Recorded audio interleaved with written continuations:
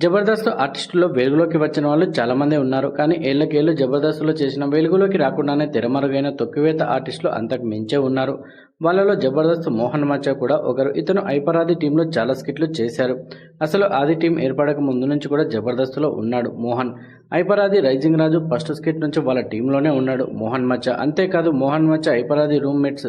వీళ్ళిద్దరూ కలిసి దాదాపు 8 ఏళ్లు ఒకే రూమ్లో ఉన్నారు. ఐపరాది మోసాన్ని బయటపెట్టిన జబర్దస్త్ మోహన్ మచ్చా వీడియోని రాత్రికి రాత్రి లేపేశారు. దీని గురించి తెలుసుకునే ముందు మన ఛానల్ని సబ్స్క్రైబ్ చేసుకోవాలంటే దయచేసి సబ్స్క్రైబ్ చేసుకోండి. జబర్దస్త్ మోహన్ ఎవరో కాదు, ఐపరాదికి ఆశ్రయం ఇచ్చిన మిత్రుడు. దాదాపు 8 ఏళ్లు ఆది మోహన్ రూమ్మేట్స్. అలాంటి నమ్మిన మిత్రుడినే మోసం చేసిన ఐపరాది భాగోతాన్ని మీడియా ముందు వచ్చి బయటపెట్టాడు జబర్దస్త్ ఆర్టిస్టు మోహన్ మచ్చా. అయితే ఏ ఛానల్కి అయితే ఇంటర్వ్యూ ఇచ్చాడో ఆ ఛానల్ వీడియోను మొదట ప్రసారం చేసింది. కానీ కొన్ని గంటల వ్యవధిలోనే ఆ వీడియోను తొలగించి మళ్ళీ అప్లోడ్ చేశారు. కానీ ఐపరాది గురించి, అతను చేసిన మోసం గురించి మోహన్ ఏదైతే చెప్పాడో అదంతా లేపేసి ఆ తర్వాత వీడియోను అప్లోడ్ చేశారు. కమెడియన్ ఐపరాది నిజ స్వరూపం ఇదే, నమ్మి లక్షన్నర ఇస్తే ఇప్పటికీ టార్చర్ చేస్తున్నారు అని తమ్ముతో ఐపరాది గురించి మోహన్ చెప్పిన వీడియోను యూట్యూబ్లో పెట్టారు. అయితే అతను చెప్పింది జన సైనికుడు పవన్ కళ్యాణ్కి వీర విధేయుడైన ఐపరాది గురించి కావడంతో పైనుంచి ఒత్తిళ్లు రావడంతో ఆ వీడియోను యూట్యూబ్ ఛానల్ నుంచి తొలగించారు. అయితే ఆ వీడియో ఇప్పటికే చాలామంది చూడడంతో అది అలాంటి వాడ, నమ్మి ఆశ్రయించిన మిత్రుడికి ద్రోహం చేస్తాడా అని చర్చ మొదలైంది. ఇంతకు ఆది గురించి మోహన్ మచ్చా ఏం చెప్పాడంటే, జబర్దస్త్ షోపై ఇష్టంతో సిటీకి వచ్చాను. స్టూడియోల చుట్టూ తిరుగుతూ చిత్రం సీను ద్వారా జబర్దస్త్లోకి వచ్చాను. ఆ టైంలో రైజింగ్ రాజుతో పరిచయం ఏర్పడింది. ఆ పరిచయంతో బుల్లెట్ భాస్కర్, సునామీ సుధాకర్ టీంలో చిన్న చిన్న రోల్స్ చేసేవాడిని.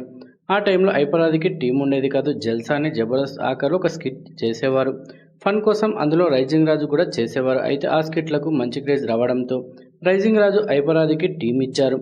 అప్పటికి అది నేనే అనేవారు. ఐపరాది పేరు ఇంకా రాలేదు. ఐపరాది రైజింగ్ రాజు టీంగా ఏర్పడిన ఫస్ట్ స్కిట్ నుంచి చాన్నాళ్ళు అదే టీంలో పనిచేసి అప్పుడే నేను, దొరబాబు, పవన్ కలిసి హైదరాబాద్లోని పంజాగుట్టలో ఒక రూమ్ తీసుకున్నాం. తలో 3000 వేసుకుని రెంట్ కట్టేవాళ్ళం. కొన్నాళ్లకు జబర్దస్త్ నూకరాజు కూడా వచ్చాడు. అప్పట్లో ఐపరాది హాస్టల్లో ఉండేవాడు. ఆ హాస్టల్ మూసేయడంతో వీళ్ళ రూమ్కి వస్తామని అడగడం, మేము ఓకే అనడంతో దాదాపు 8 ఏళ్లు ఐపరాది మా రూమ్లోనే ఉన్నారు. అయితే మాకు కామన్ ఫ్రెండ్ అయిన ఓ వ్యక్తి వల్ల మా మధ్య విభేదాలు వచ్చాయి. కామన్ ఫ్రెండ్ అయిన ఓ వ్యక్తికి డబ్బులు అవసరం కావడంతో నూకరాజు ద్వారా నన్ను 2.5 లక్షలు అడిగారు.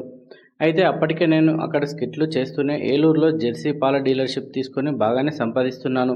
మొదట్లో నా దగ్గర డబ్బులు లేవని చెప్పిన నూకరాజు బలవంతంగా ఆ కామన్ ఫ్రెండ్కి 1.5 లక్షల డబ్బులు ఇచ్చాను. అయితే అతను తిరిగి ఇస్తానని చెప్పి ఇవ్వకపోవడంతో మధ్యలో ఉన్న నూకరాజు తన మాట పోకుండా తనే డబ్బులు సరిపెట్టాడు.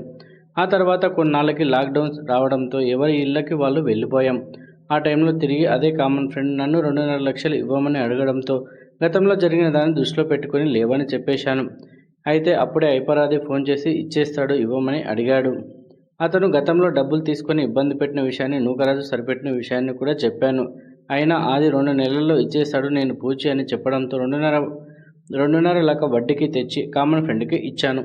కానీ అతను ఎప్పటికీ ఆ డబ్బులు ఇవ్వలేదు. గట్టిగా అడిగితే నేను చనిపోతున్న దానికి నువ్వే కారణం అంటూ ఉరేసుకుంటున్నట్టు వీడియోలు పెట్టి బెదిరించాడు. దాంతో నేను మధ్యవర్తిగా ఉన్న ఐపరాదిని అడిగాను. అతను నాకేం సంబంధం, ఇచ్చింది నువ్వు, తీసుకుంది నువ్వు, అతను వాడేదో కాళ్ళపై పడ్డాడు కాబట్టి నిన్ను ఇవ్వమని చెప్పాను అని అన్నారు. లేదన్నా ఆ డబ్బులు నేను వడ్డీకి తెచ్చాను అని అంటే వాడు చేస్తే నువ్వు నేను బొక్కలో పడదాం, ఇస్తే తీసుకో లేదంటే లేదు అని అన్నారు ఐపరాది. నిజానికి నేను అతని వల్ల ఓసారి ఇబ్బంది పడ్డాను కాబట్టి డబ్బులు లేవని చెప్పాను.